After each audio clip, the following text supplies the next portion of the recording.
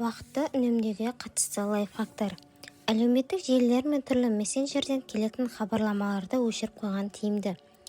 Егер бейтаныс адамдар телефон соғып уақытыңызды босқа алу жиілесе, танымайтын нөмірлерге мүлде жауап бермеңіз.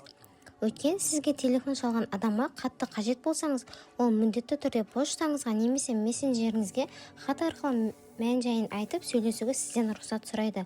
Әрі қарай өзіңіз шешесіз. Инстаграм және фейсбук секілді әлеуметтік желілерді таңдап талғамастан әркімге жазыла бермеңіз.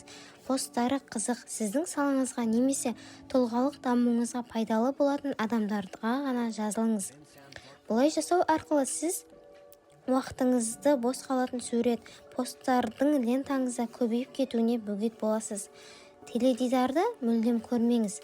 Қаншама адамның ғұмыры осы көк жәшіктің алдында босқа өтіп жатқанын ұмытпаңыз.